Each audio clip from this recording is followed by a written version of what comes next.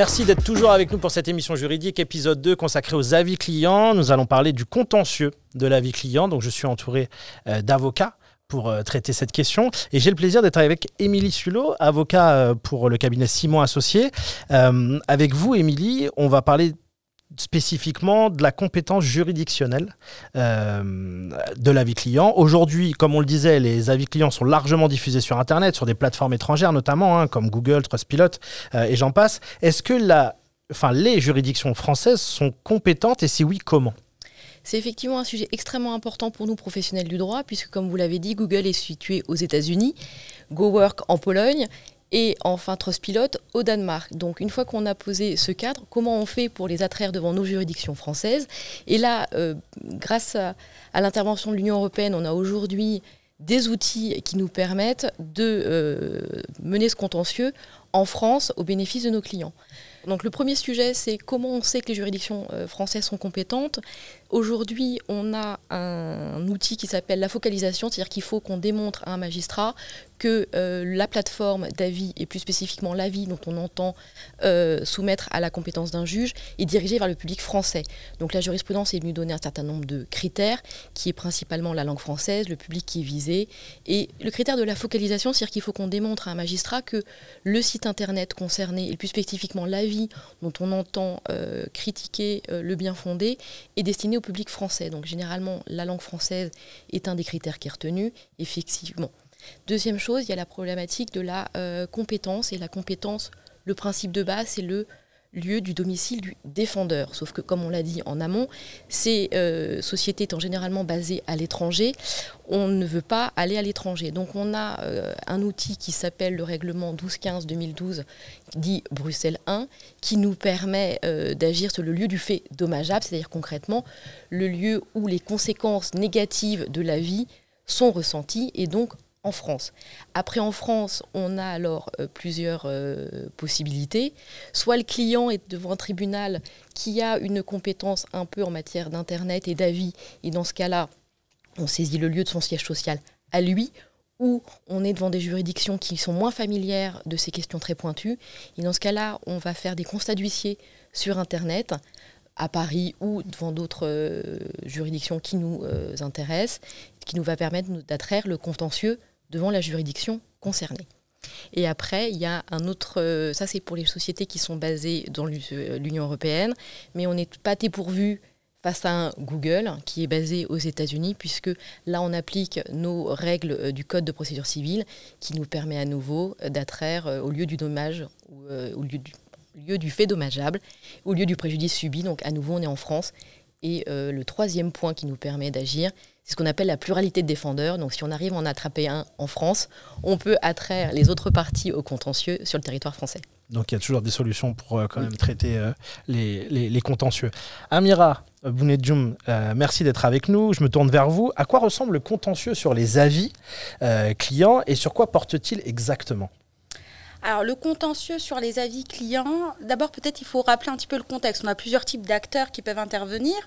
On va avoir des sociétés commerciales qui vont vouloir se prévaloir de certains avis, qui vont les diffuser sur leur site internet.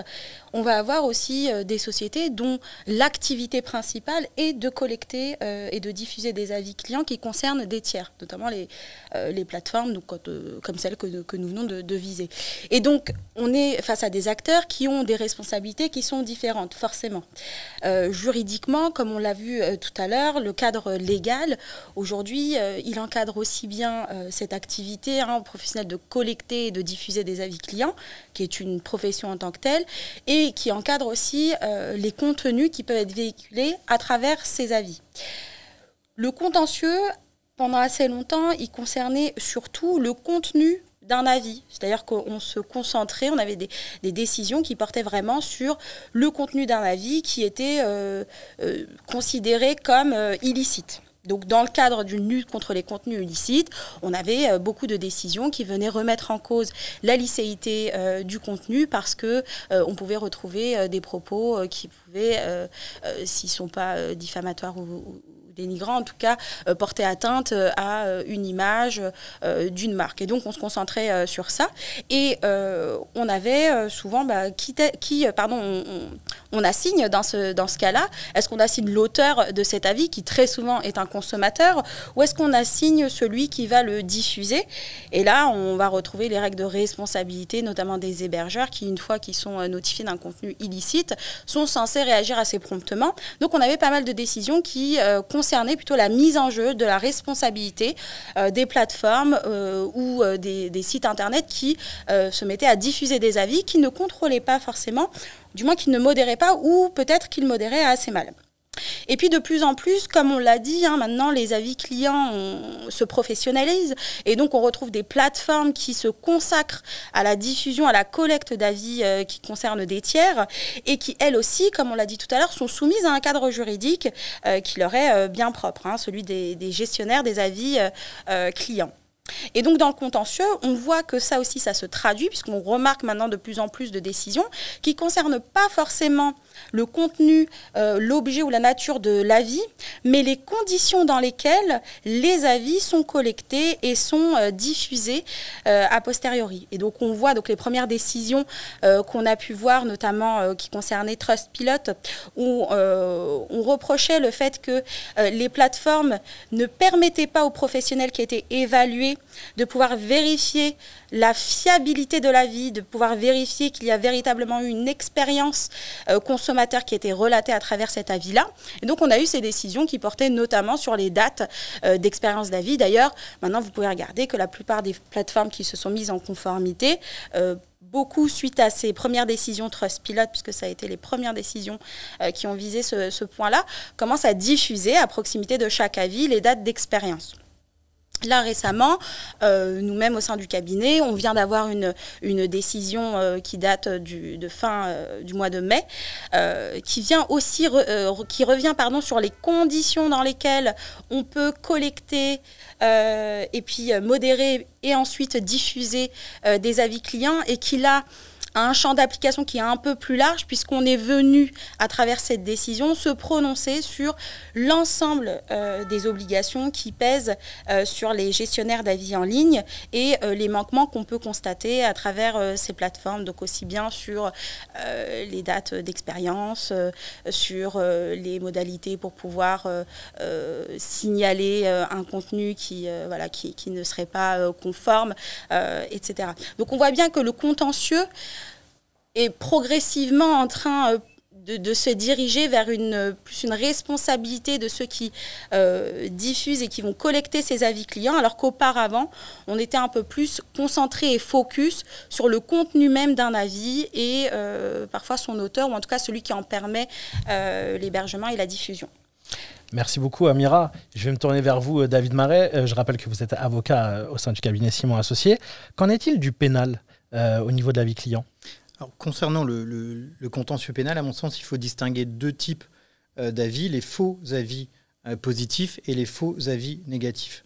Concernant les faux avis positifs, ils peuvent être pris au travers des pratiques commerciales trompeuses, puisque depuis une réforme de 2021, vous avez un article du Code de la consommation qui est l'article L121.4 L121.4 du Code de la consommation qui prévoit et réprime certains comportements, notamment le fait d'indiquer qu'on a des avis clients vérifiés alors que ce n'est pas totalement vrai, le fait de diffuser directement ou par personne interposée de faux avis positifs, et puis le dernier comportement étant le fait de modifier de vrais avis en votre faveur, évidemment.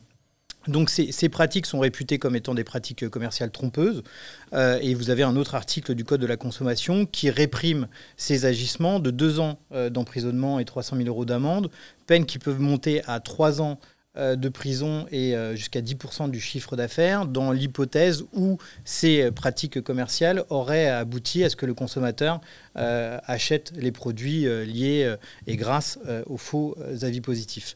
Ça, c'est en ce qui concerne les faux avis positifs. Et en ce qui concerne donc les faux avis négatifs, parce qu'il en existe beaucoup. Et il en existe beaucoup. Concernant les faux avis négatifs, vous avez 3 types de comportements qui peuvent être pris en compte. Un qui n'est pas une infraction pénale, qui est le dénigrement, mais que je vous donne tout de même justement pour le distinguer des 2 infractions pénales dont on va parler. Le dénigrement, c'est le fait de critiquer de manière malveillante un produit. Pas une personne, mais un produit. Et donc, c'est à distinguer de deux comportements qui, eux, sont des infractions pénales, que sont la diffamation publique et l'injure publique. Ces deux infractions, elles, étant concentrées non plus sur le produit, mais sur la personne, qu'elle ce soit la personne physique du dirigeant, par exemple, d'entreprise, ou la personne morale, la société, qui fabrique ou qui distribue les produits. Ces deux infractions, qui sont toutes les deux issues de la loi sur la presse de 1881, ont un point commun essentiel et une différence fondamentale. Le point commun essentiel, c'est que justement, comme elles sont toutes les deux issues de la loi de 1881 sur la presse, elles ont une procédure qui est très complexe, très difficile à manier, sur laquelle il faut être très vigilant. Vous avez notamment deux points de vigilance que j'entends souligner et qu'il faut souligner. Le premier point de vigilance, c'est que le délai de prescription est très court, puisque c'est un délai de prescription de 3 mois à partir de la publication. Si vous dépassez ce délai de 3 mois, malheureusement, vous ne pouvez plus faire poursuivre l'infraction. Et la deuxième, c'est que contrairement à ce qu'on peut penser, le deuxième point de vigilance, c'est que contrairement à ce qu'on peut penser, une plainte simple devant la gendarmerie ou devant les policiers ou même devant le procureur de la République n'interrompt pas la prescription. Il faut des actes très particuliers pour interrompre la prescription. Et ces actes peuvent être soit faits par le procureur, soit faits par un avocat. Et malheureusement, au regard de la difficulté qu'a la justice aujourd'hui à agir vite, si vous attendez que le procureur agisse, la plupart du temps, le délai est déjà dépassé et votre infraction est prescrite. Donc, concernant les diffamations publiques et les injures publiques, je conseille très fortement de passer par des actes d'avocat. Ça, c'est pour le point commun essentiel. La différence fondamentale entre la diffamation publique et l'injure publique ne tient pas tant à leur sanction, qui est identique, mais plutôt à leur différence de nature. La diffamation sanctionne l'imputation d'un fait précis qui est attentatoire à l'honneur ou à la considération. Là où l'injure est une invective, une outrance, un outrage qui vous frappe directement.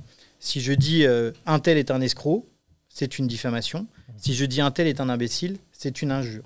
Alors vous allez me dire, la différence est subtile. Si on me traite d'escroc, je me sens tout de même injurié. Moralement, sans doute. Juridiquement, non. La différence essentielle, il y a une petite astuce pour essayer de la reconnaître, c'est la possibilité de démontrer la véracité ou la fausseté du fait. Si j'accuse quelqu'un d'être un escroc, s'il me produit un casier vierge, j'ai menti, je suis un diffamateur. Si je peux produire moi un jugement qui le condamne pour escroquerie, je dis vrai, et on ne peut pas me condamner pour diffamation, puisque lui était condamné pour escroquerie. À l'inverse, pour l'injure, on ne peut pas prouver qu'il est vrai ou qu'il est faux que quelqu'un est un imbécile par définition, donc on est bien dans l'injure. Et cette astuce-là, on est sur un exemple qui est facile à percevoir. Il y a des éléments qui sont très difficiles à percevoir entre la diffamation et l'injure. Or, cette distinction est essentielle, fondamentale, parce que si vous vous trompez de qualification, le juge ne peut pas requalifier à votre place entre la diffamation et l'injure. Il ne peut que stopper votre procédure et malheureusement, vous avez perdu définitivement. Donc, ce sont des procédures qui existent. Les victimes de ce type d'agissement, que ce soit les pratiques commerciales trompeuses, le dénigrement, l'injure ou la diffamation publique, ont des moyens d'action, mais ce sont des moyens d'action à manier avec subtilité et bien encadrés, bien entourés. Merci beaucoup à nos intervenants de nous avoir accompagnés durant ce chapitre consacré au contentieux de la vie client, qui était le dernier chapitre de cette émission juridique, l'émission juridique 2e épisode consacré aux avis clients. On vous retrouve très bientôt pour un nouveau rendez-vous.